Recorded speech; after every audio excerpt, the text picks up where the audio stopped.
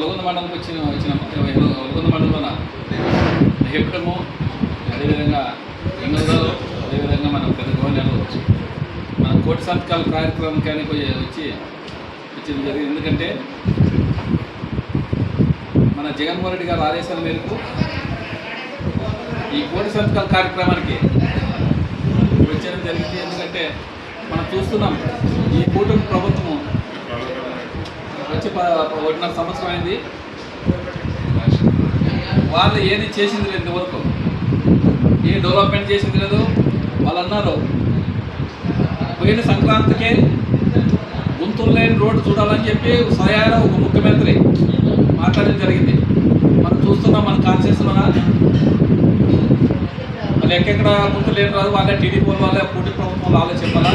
ఎందుకంటే ములగొంద road అనాథం road అయితే నేను ఎమ్మెల్యే అయిన రోజు నుంచి చెప్తున్నా, ప్రతి ఒక్క రోజు అప్పుడున్న కలెక్టర్ గారు రంజిత్ బాషా గారికి చెప్పినాము. అదేవిధంగా అక్కడ ఎస్సీ గారు ఆర్ఎంపీ ఎస్సీకి మహేశ్వర సార్ ఆయనకి చాలా సార్లు చెప్పినాము. అదేవిధంగా ఇంకోటి మేము ఆ రోడ్లో వరినాటుగానే వేసినాము. ఆ వరినాటు వేసినాక చలనం వచ్చి అక్కడ నుంచి విజయవాడ నుంచి కానీ చంద్రబాబు నాయుడు చూసి పంపించి చేసినాడు. దాన్ని ఇంతకుముందు అయితే డబుల్ రోడ్డు మన గవర్నమెంట్ ఉన్నప్పుడు, వైసీపీ గవర్నమెంట్ ఉన్నప్పుడు డబుల్ రోడ్ 68 కోట్లు ఉండే దాదాపు నుంచి ఒలగొంద వరకు. అలాంటిది ఈరోజు దాన్ని ఈ చంద్రబాబు నాయుడు వచ్చినాక దాన్ని వర్క్ క్యాన్సిల్ చేసినాడు. క్యాన్సిల్ చేసి, ఎందుకంటే మన రోడ్లో చూస్తున్నాం అసలు గుంటూరులో పోయేకి రాదు, వచ్చేకి రాదు. ఎవరైనా ఎమర్జెన్సీ పోవాలి హాస్పిటల్ పోలైనా పోయేకి లేదు, ఎక్కడ పోలో రూటు లేదు. అలాంటిది మేము ప్రతిరోజు డిఆర్స్ మీటింగ్ అయితేనేమి,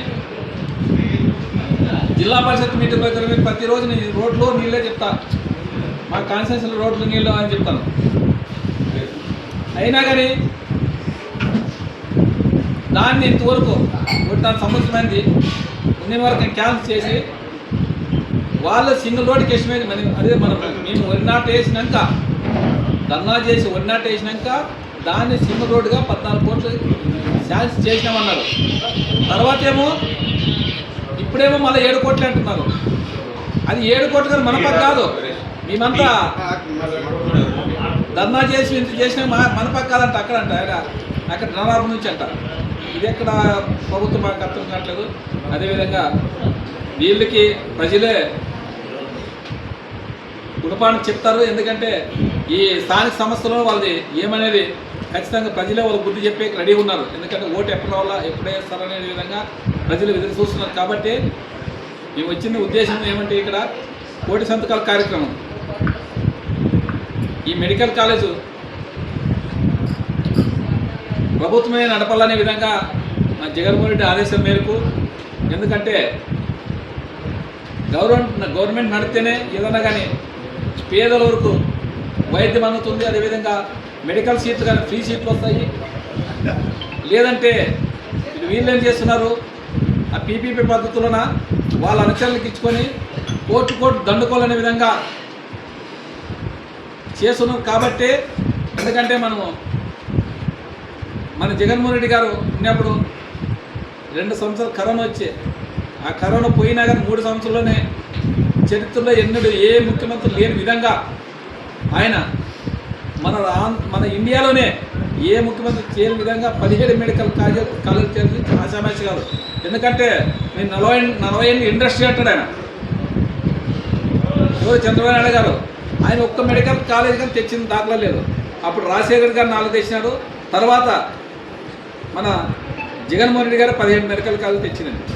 దాన్ని కానీ ఈ చంద్రబాబు నాయుడు మన నోరు ఏమో నాకు అర్థం కాదు కానీ కడప మీటింగ్లో చెప్పినాడు 17 మెడికల్ కాలేజ్ నేను తెచ్చిన అంటాడు. ఆయన కొడుకేమో రాజీవ్ గాంధీ మన ఎయిర్పోర్ట్ మన ఆయన కట్టిందంటాడు. అందరికీ తెలుసు ఎయిర్పోర్ట్ రాజశేఖర రెడ్డి గారు ఏమోనో ఆయనే ఓపెన్ చేసిన, అప్పుడు సోనియా గాంధీ మన్మోహన్ సింగ్ ఓపెన్ చేసిన, అందరూ తెలిసే. అయినా కానీ వాళ్ళకి ఎందుకో వాళ్ళు ఏదో అనేలా అంటే వాళ్ళు మన నమ్మేస్తారు జనాలు. అంటే ఎందుకంటే వాళ్ళ అబద్ధాలు తప్ప వాళ్ళు నోరు తెలిసి అబద్ధమే, వేరే చెప్పరు వాళ్ళు. అలాంటిది ఈరోజు మేము మాత్రం మెడికల్ కాలేజీని ప్రభుత్వం తరఫున నడపాలనే విధంగా మేము పోరాటం చేస్తాము. ఖచ్చితంగా ఇంకా 12 మెడికల్ కాలేజీలు ఉన్నాయి. ఇంకా ఆ 12 మెడికల్ కాలేజీలని మేము ప్రభుత్వం తరఫున నడపాలనే ఇదేవారు కోటి సంతకాల కార్యక్రమం పెట్టినాం కాబట్టి మేము ఎందాకైనా దీనికి పోరాడతాము.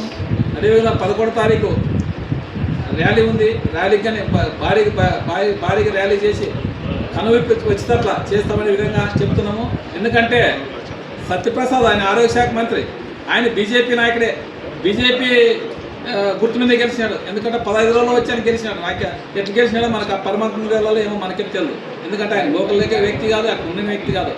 ఆయన మాట అన్నాడు, మేము మీరు ఏం చేసుకుంటారో చేసుకోకండి, మేము ఇచ్చేదా ప్రైవేట్కి అన్నాడు. అలాంటిది ఈరోజు కేంద్రానికి పంపించింటే అవి మెడికల్ ప్రైవేట్ చేయాలని కేంద్రానికి పంపించింటే వాళ్ళ బీజేపీ వాళ్ళే ఈరోజు మొట్టికాయలు వేసి పంపించినారు. లేదు, అది మంచి పద్ధతి. ఎందుకంటే ఇండియాలో ఎక్కర్లేదు మెడికల్ కాలేజీలో ప్రైవేట్ తరపు నడుపుతుంది. ఇండియాలో ఏ రాష్ట్రంలో లేదు. ఏ రాష్ట్రం పోయినా ప్రభుత్వమే నడుపుతాం మెడికల్ కాలేజీలు అంటే. ఎందుకంటే దాంట్లో ఫ్రీ సీట్లో బడుగు బలహీన వర్గాలకి ఫ్రీ సీట్లు వస్తున్న విధంగా ఏదైనా హాస్పిటల్ పోయినా ఏమన్నా పోయినా కానీ బీదోళ్ళు చూపించుకునే విధంగా ఉండే విధంగా ఉండదు. కాబట్టే మెడికల్ కాలేజ్ ప్రతి రాష్ట్రంలో ఏ రాష్ట్రంలోనా మన రాష్ట్రంలో ఒకటే మాత్రమే ప్రైవేటీకరణ చేస్తున్నారు. అలాంటిది ఈరోజు వీళ్ళకి మేము మాత్రం ఒకటే చెప్తున్నాము, ఈ ప్రైవేట్ కాలేజీలు చేయించే ప్రసక్తి లేదు. దీన్ని మాత్రం కేంద్రానికి పోయి మోడీ దగ్గరికి పోయి కూర్చొని ఆడ జంతర్ మంతర్ ధర్నా చేసి కానీ మేము ఖచ్చితంగా సాధిస్తామనే విధంగా ఈ రాష్ట్ర ప్రజలకు మాత్రం ఖచ్చితంగా మేము, ఎందుకంటే మాకు ఆదోళన పక్కన మెడికల్ కాలేజ్ అయిపోయింది, 80% అయిపోయింది, 20% అయితే ఆ మెడికల్ కాలేజ్ పూర్తి అయిపోతుంది. అలాంటిది ఈరోజు వీళ్ళు వాళ్ళ అసెంబ్లీల కోసం వాళ్ళ అనుచరుల కోసం ఈరోజు ప్రైవేట్ చేస్తున్నారు కాబట్టి మేము ఒప్పుకునే ప్రసక్తి లేని విధంగా ఈ మీడియా ముఖంగా చెప్తున్నాము.